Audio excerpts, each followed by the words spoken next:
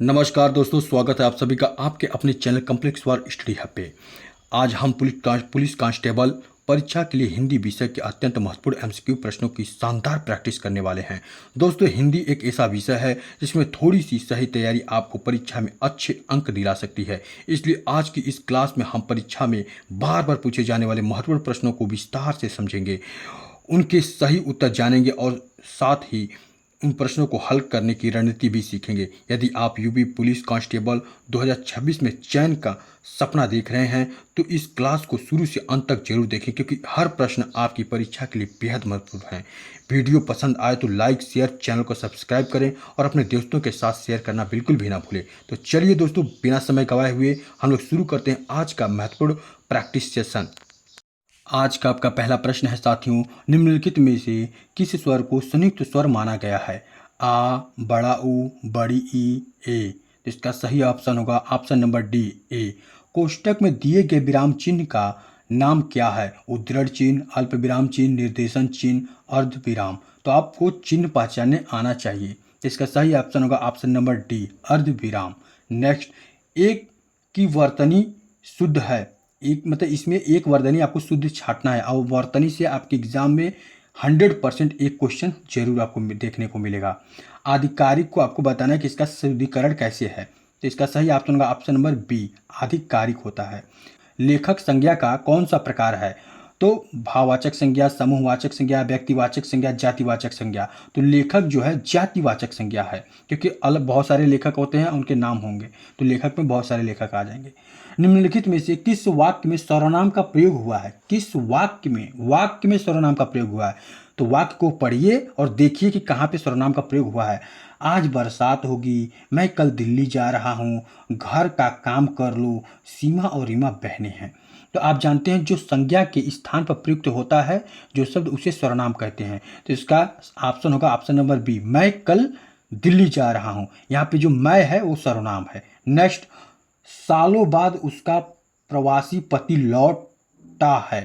सालों बाद उसका प्रवासी पति लौटा है। इस वाक्य में कौन सा शब्द विशेषण है? कौन सा शब्द विशेषण है? इसमें आपको विशेषण छाटना है इस वाक्य में। सालों, लौटा, प्रवासी, पति। इसका सही ऑप्शन होगा ऑप्शन नंबर सी, प्रवासी। ठीक है, प्रवासी। नेक्स्ट, मोहन किताब पढ़ता है। मोहन किताब पढ़ता है। इस वाक्य में क्रिया कौन सा प्रकार है? क्रिया का कौन सा प्रकार है यह आपको बताना है। पूर्वकालिक क्रिया, सकर्मक क्रिया, अनेकार्थक क्रिया और अकर्मक क्रिया। हमने सारे के सारे टॉपिक को टच किया है ताकि आपको पता चले कि किस किस टॉपिक से कैसे कैसे क्वेश्चन देखने को मिलते हैं एग्जाम में। तो इसका सही ऑप्शन होगा ऑप्शन नंबर बी, सकर्मक क्रिया। क्या होगा? सकर्मक क्रिया। मैं वहां होकर आया हूं। मैं वहां होकर आया हूं। वाक्य में अव्यय शब्द कौन सा है? अव्यय शब्द छाटना है। क्या शब्द छाटना है साथियों? अव्यय। मैं वहां होकर हूं। इसका सही ऑप्शन होगा ऑप्शन नंबर बी, वहां। वहां जो शब्द है ये क्या है? अव्यय शब्द है। क्या है? अव्यय शब्द है। नेक्स्ट, शीर्षक, अध्याय, इकाई, पाठ, इन चारों में से कितने स्त्रीलिंग शब्द हैं? शीर्षक, अध्याय, इकाई, पाठ, इन चारों में से कितने स्त्रीलिंग हैं? मतलब आपको इनमें छाटना है कि कौन कौन स्त्रीलिंग हैं। तो इसका सही ऑप्शन हो जाएगा ऑप्शन नंबर सी। क्या हो जाएगा? ऑप्शन नंबर सी, यानी कि एक। क्या है? एक। नेक्स्ट, राम गया इस वाक्य में कौन सा काल है? राम गया इस वाक्य में कौन सा काल है? सामान्य भूतकाल, आसन्न भूतकाल, पूर्ण भूतकाल या फिर अपूर्ण भूतकाल? इसका सही ऑप्शन होगा सामान्य भूतकाल, क्योंकि राम गया। नेक्स्ट, वह आई हो तो मेरी चिट्ठी उसे दे देना। वह आई हो तो मेरी चिट्ठी उसे दे देना कौन सा काल है? संदिग्ध काल, संभाव्य वर्तमान, तात्कालिक वर्तमान या सामान्य वर्तमान? देखिए, हमने आपको नेक्स्ट वीडियो में बताया था कि आपको वर्तमान, भूतकाल, भविष्यकाल से क्वेश्चन आपको एग्जाम में जरूर देखने को मिलेंगे। इन्हें आप पढ़ के जाइएगा। तो इसका सही ऑप्शन होगा ऑप्शन नंबर बी, संभाव्य वर्तमान। क्योंकि देखिए यहाँ पे संभावना जताई जा रही है, कह रहा है कि वह आएगी तो मेरी चिट्ठी उसे दे देना। वाच्य कितने प्रकार के होते हैं? 4, 2, 3, 5। तो इसका सही ऑप्शन होगा ऑप्शन नंबर सी, यानी 3। क्या होगा? 3। नेक्स्ट, निम्नलिखित में से कर्ता कारक वाला वाक्य छाटिए। कर्ता कारक वाला वाक्य छाटना है। मोहन को जाना है, शीला को रोटी खिलाओ, शाम को मत आना, वीमा को पुस्तक दे दो। तो इसका सही ऑप्शन होगा ऑप्शन नंबर ए, मोहन को जाना है। क्या है? मोहन को जाना है।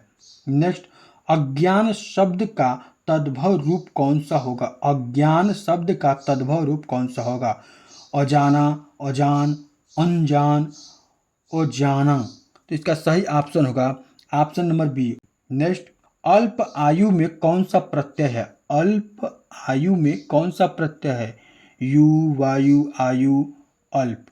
प्रत्यय बताना है। प्रत्यय क्या है? किसी भी शब्द के पीछे लगता है। इसका सही ऑप्शन होगा ऑप्शन नंबर सी, आयु।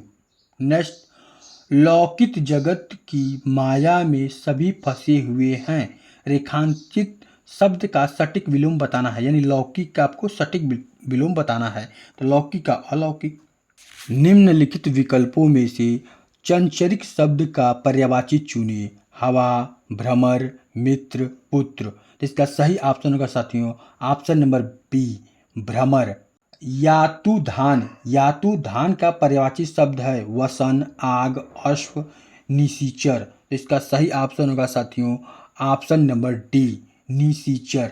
नेक्स्ट, निम्नलिखित प्रश्न में 4 विकल्पों में से उस सही विकल्प का चयन करें जो रेखांकित शब्द के लिए उचित विकल्प हो। बेटा था इसके लिए, यानी कि यहाँ पर रेखांकित शब्द सहारा है और सहारा वर्ड के लिए एक आपको बेस्ट से बेस्ट आपको शब्द चुनना है। अविलंब, अवलंब, अवसर, अमूल्य। तो इसका सही ऑप्शन होगा साथियों ऑप्शन नंबर बी। क्या होगा? ऑप्शन नंबर बी, अवलंब। नेक्स्ट, किस शब्द में शब्द युग्म का अर्थभेद सही नहीं है? अर्थभेद सही नहीं है किस युग्म में आपको बताना है। प्रवाल, प्रवार, मूंगा, वस्त्र। दामन, दमन, आंचल, दबाना। नेति, नेति, अनंत, बंधन, अनल, अनिल, आग, हवा। ठीक है, तो आपको अर्थभेद शब्द युग्म का कौन सा अर्थभेद सही नहीं है यही आपको बताना है। इसका सही हो जाएगा ऑप्शन नंबर सी। क्या हो गया? ऑप्शन नंबर सी, क्योंकि आप देख सकते हैं। नेक्स्ट, जो पीने योग्य नहीं हो इस वाक्य के लिए एक शब्द का प्रयोग करना है। आपको कौन सा शब्द चुनना है? एक शब्द चुनिए जो पीने योग्य नहीं हो, उसे क्या कहेंगे? नापे, जहर, अपे, अमृत। यानी इसका सही ऑप्शन हो जाएगा ऑप्शन नंबर सी, अपे। नेक्स्ट, किस वाक्य के लिए प्रयुक्त शब्द सार्थक नहीं है? किस वाक्य के लिए प्रयुक्त शब्द सार्थक नहीं है? जन्मे वाला, जलज, जहाँ केवल रेत ही रेत हो, मरुस्थल, अनुचित बात के लिए आग्रह, दुराग्रह, जो सब कुछ जानता है, बहुज्ञ। तो इसका कौन सा ऑप्शन सार्थक शब्द नहीं है, मतलब कौन सही नहीं है, तो आपको वहीं बताना है। और इसका सही ऑप्शन होगा ऑप्शन नंबर डी, जो सब कुछ जानता हो। ठीक, ये गलत है, बाकी सब 3 ऑप्शन सही हैं। पर प्लस उपकार की संधि है। पर प्लस उपकार की संधि है परोपकार, परोपकार, परोपकार, पर परकार।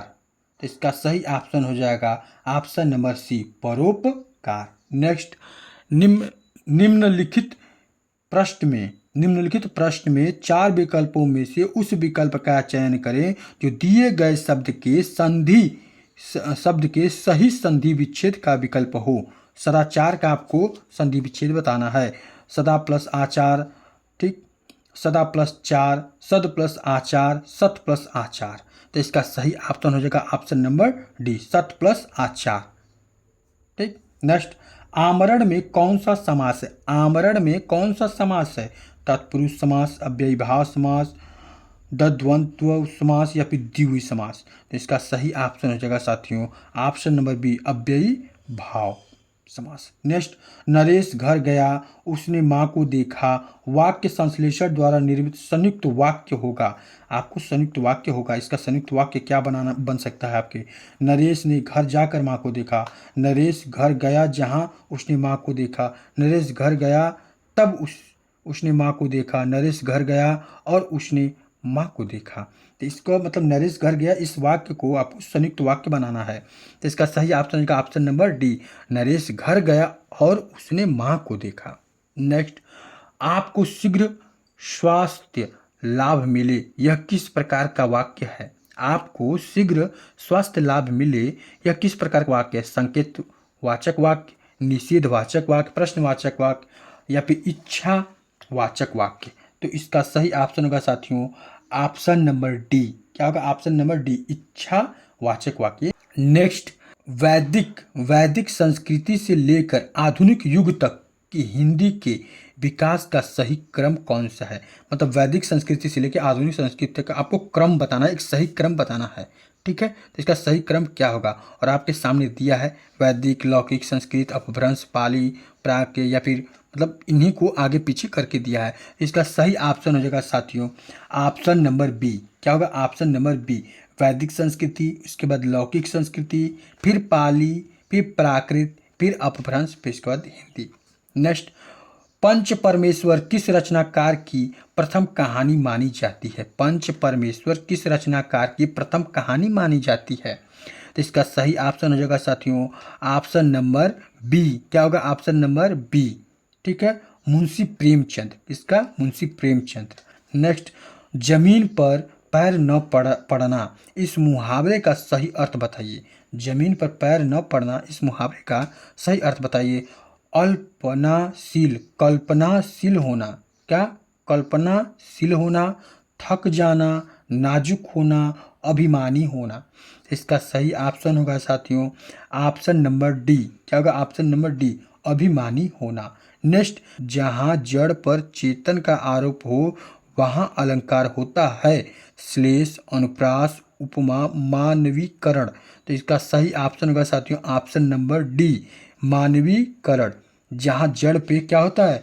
जड़ पर चेतन का आरोप होता है, वहाँ पे मानवीकरण होता है। नेक्स्ट, दी गई पंक्तियों में छंद बताइए। क्या बताना है आपको? छंद बताना है। सुनसिय सत्य असीम हमारी, पुजही मन का कामना तुम्हारी। चौपाई, दोहा, सोरठा या फिर बरवै, ये क्या है? आपको यही बताना है। तो इसका सही ऑप्शन हो जाएगा ऑप्शन नंबर ए, चौपाई। क्या है? चौपाई। नेक्स्ट, राम को रूप निहारती जानकी, कंकन के नग की परछाई। पंक्ति में कौन सा रस है? श्रृंगार रस, शांत रस, वात्सल्य रस, अद्भुत रस। इसका सही ऑप्शन होगा साथियों ऑप्शन नंबर ए, श्रृंगार रस। क्या? श्रृंगार रस। कैसा लगा यह सेशन साथियों? कमेंट करके हमें ज़रूर बताएं और आपने कितना स्कोर किया है ये भी कमेंट करना ना भूलिएगा। तो चलिए हम नेक्स्ट वीडियो में मिलते हैं एक नए मॉडल पेपर के साथ।